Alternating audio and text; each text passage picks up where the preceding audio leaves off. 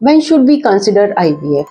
Hello viewers, आज की इस IVF स्पेशल सीरीज में आपका स्वागत है और आज का टॉपिक है IVF कब करवाना चाहिए। IVF कुछ सिचुएशन में ज़रूरी हो जाता है। सबसे पहले है फीमेल फैक्टर इनफर्टिलिटी, यानी कि औरत से जुड़ी हुई कंडीशंस जिसमें नॉर्मल तरीके से गर्भ धारण करना मुश्किल होता है। वो कौन सी कंडीशंस होती हैं? First of all is bilateral tubal blockage, कि दोनों तरफ की ट्यूब्स जो हैं वो बंद हैं। सेकेंड की ओवुलेशन में प्रॉब्लम है, मेडिसिन देने के बावजूद ओवुलेशन नहीं हो रही, जैसे कि PCOS में, या फिर बॉडी में एंडोमेट्रियोसिस की प्रॉब्लम है, या फिर पुअर ओवेरियन रिजर्व है, यानी कि AMH लेवल बहुत लो है। फिर आ जाता है मेल फैक्टर इनफर्टिलिटी, जिसमें कि या तो स्पर्म काउंट लो है, या फिर स्पर्म की जो आकार है या मॉर्फोलॉजी ठीक नहीं है, या फिर स्पर्म की गति या फिर मोटिलिटी ठीक नहीं है, और या फिर सीमन में स्पर्म्स की मात्रा है ही नहीं, बिल्कुल नील है, जिसको हम एजोस्पर्मिया बोलते हैं।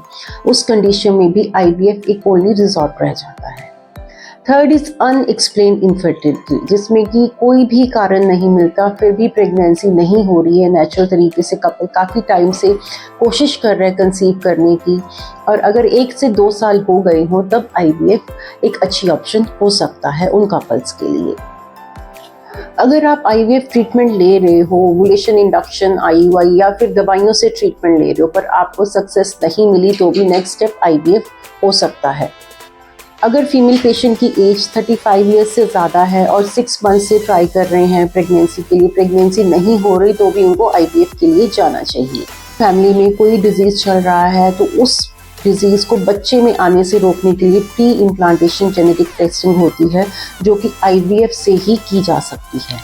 Next important is fertility preservation, जिसमें कि अगर फीमेल को कैंसर है, उसको कीमोथेरेपी लेनी है जिससे कि उसका ओवेरियन रिजर्व ख़त्म हो सकता है, उस केस में वो अपने एग्स फ्रीज करवा के फ्यूचर में यूज़ कर सकती है। या फिर अभी शादी का प्लान नहीं है, शादी अभी एडवांस एज में करानी है, तो भी एग्स फ्रीज करके उनको फ्यूचर में चाइल्ड बेयरिंग के लिए यूज़ किया जा सकता है।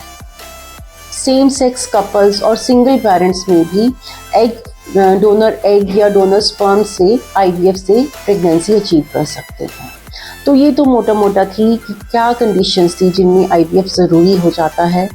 नेक्स्ट वीडियो में हम डिस्कस करेंगे myths and facts about IVF। Till then stay tuned, stay happy, have a good day.